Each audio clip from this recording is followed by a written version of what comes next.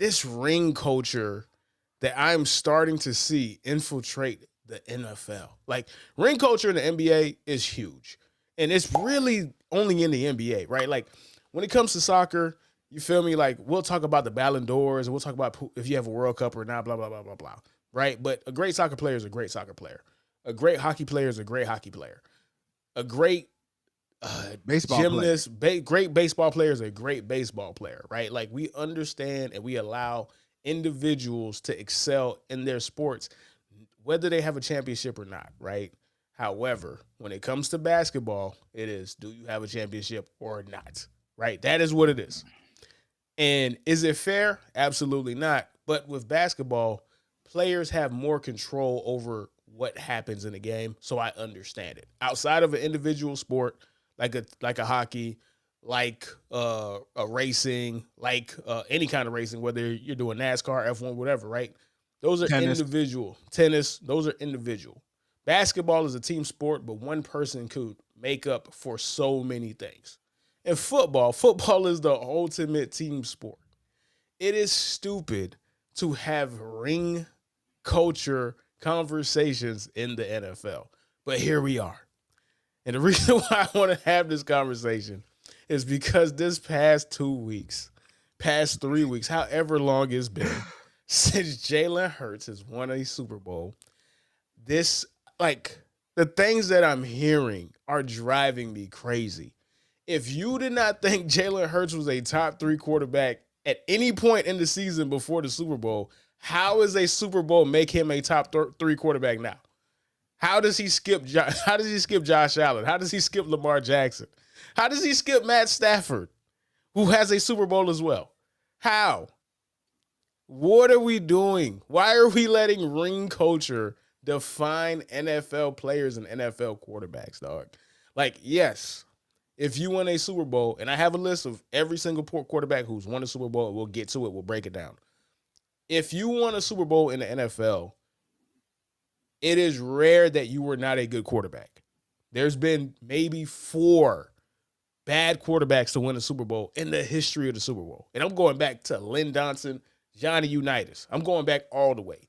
Good quarterbacks win Super Bowls. It is incredibly hard to win Super Bowls. That's just how it is. Mm-hmm. We have a quote from Joe Montana, who was long considered the greatest quarterback of all time. He doesn't even think he's the greatest quarterback of time. Joe Montana does not think himself, a man with 4 Super Bowls and I think 3 Super Bowl MVPs or 2 Super Bowl MVPs, if I'm not mistaken, does not think he's the greatest of all time. Rod, you have the quote.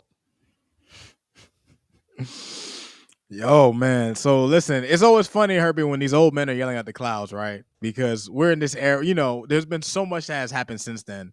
But this is what Joe Montana had to say, and it's a very interesting thing. This was during like an interview recently. He goes, "Put Marino in today's game where he gets free release, and his receivers, holy cow, weren't very big. Now these guys are 6'4", 6'5". I think Marino is probably one of the most unsung heroes of the game. People don't talk enough about him or realize the numbers that he put up during the times that he put them up. He had a quick release. I had to step into a lot of things to get enough force on the ball. He had the perfect torque of his upper body and strength to deliver the ball quickly at a fast release with accuracy." Herbie, when it comes to what Joe Montana is saying, I know when we have these discussions, it's kind of hard. It's really hard to call someone who never won because Dan Marino, for those, I mean, at this point, if you don't know Dan Marino didn't win a Super Bowl, I don't know what kind of football fan you are, but Dan Marino is one of the greatest quarterbacks in NFL history. He's a top 10. I think he is a forever top 10. I don't give a fuck who I got to keep out, Herbie. Dan Marino ain't leaving my top 10, and I'm going to explain to y'all why. Herbie, Dan Marino did something, and I'm just gonna pull up some Wait, numbers wait, wait, because wait. Before you get to the numbers, let me clarify the point, and then we'll get to the Dan Marino point. Because the reason why I want you to say that quote is that is somebody in himself, Joe Montana, understanding I went against this person. I understand that the only reason why I am more successful than Dan Marino is because I had better players on my side of the field, on both sides of the field. I had the greatest football player of all time in Jerry Rice. I had at the time the greatest head coach of all time in Bill Walsh. Dan Marino had, I'm having a Don brain fart. Shula. He had Don Shula. Oh, come on, guys. Like, no disrespect. There's going to be the Shula family. Don't come for me. Don't kill me. At that time, Don Shula was not better than Bill Walsh in the 80s. He was not a better head coach. He was not. Rod, Bill Walsh made the West Coast, bro. Like he created an offense that it took a decade for people to catch up and find a defense for, dog. Like he was ahead of his time at the time that Bill Walsh and Don Shula were at the same time. I'm not saying that Don Shula is not comparable to Bill Walsh. I'm saying at the time that they were competing for championships, Bill Walsh was a better head coach. Like, if you want to argue that as a Dolphins fan, right, you are be my guest. Right? I won't argue that. It's just a matter of, Don Shula went like 26 straight seasons without a losing record, man. Like he was as great a coach as you can imagine. I think the talent wasn't up to par, Herbie. You know what I mean? Like, because for sure. That's not. That's you know what I mean? Like that's not deniable. When he had talent, we had the Killer Bees, and But go ahead, continue your point. No, the reason why I give it to Bill Walsh is because Bill Walsh created an offense that it took a decade to catch up to find an actual defense for. Right, that's the reason why. Right, like Bill Walsh was how we view Andy Reid now, prime Andy Reid. Right, like that's who he was. They're still using what he does in the offense today in 2025. Like, that's still foundational. You know what I'm saying? Like, the West Coast offense is still foundational. 30, 40 years later, that's nuts. But that's neither here nor there. The reason why I want to bring that up is because we can't allow a Super Bowl to make quarterbacks better than they were.